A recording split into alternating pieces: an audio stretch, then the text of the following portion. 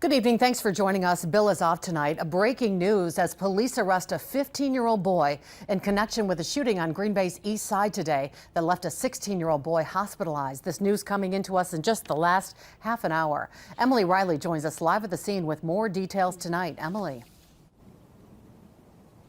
Cami, we learned just a few minutes ago from police that this shooting may have been the result of a previous dispute between the two juveniles. We're also learning from police that they believe they've recovered a firearm believed to be used in the incident. Officers responded to the shooting around 12:30 this afternoon on the intersection of Mills and Village Streets. Police reported in a press conference earlier this afternoon the 16-year-old victim was shot and taken to a local hospital.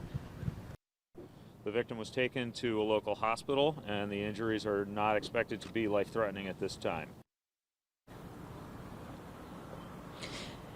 As a precautionary measure, Green Bay police say they're going to have extra patrols around Preble High School and the surrounding area next week. Reporting live in Green Bay, Emily Riley, Action 2 News.